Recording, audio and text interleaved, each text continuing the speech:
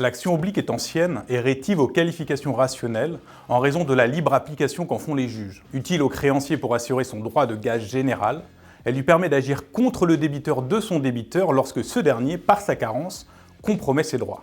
Définie à l'article 1341-1 du Code civil, cette action a pour objet de garantir l'assiette des droits du créancier qui agit pour préserver le patrimoine de son débiteur négligent. Elle est donc exclusive de toute action strictement attachée à la personne, puisqu'elle a en principe pour but de recouvrer pour le débiteur une créance certaine, liquide et exigible.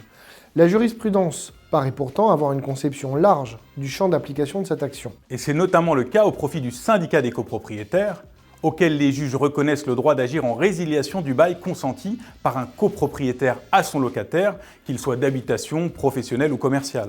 Cette action est ouverte au syndicat des copropriétaires lorsque le locataire trouble la jouissance paisible de l'immeuble et que la réaction du bailleur est insuffisante à la faire cesser. Elle pourra être exercée par le syndic agissant ès qualité, sans habilitation préalable, dans la mesure où le locataire est un tiers au syndicat. Toutefois, le syndic prudent se fera habiliter par l'Assemblée générale pour ne pas engager sa responsabilité à l'égard du syndicat et dans tous les cas pour agir contre le copropriétaire bailleur en réparation du préjudice résultant de sa carence, souverainement appréciée par les juges du fond selon la position de la Cour de cassation. Carence qui peut prendre la forme d'une inertie, d'une insuffisante réaction ou d'une négligence. À titre d'illustration, la Cour d'appel de Nancy a prononcé la résiliation du bail d'un locataire ayant dégradé les communs, jeté des détritus par les fenêtres et hurlé jusqu'à des heures avancées de la nuit, sans que le bailleur n'agisse utilement pour faire cesser des troubles persistants.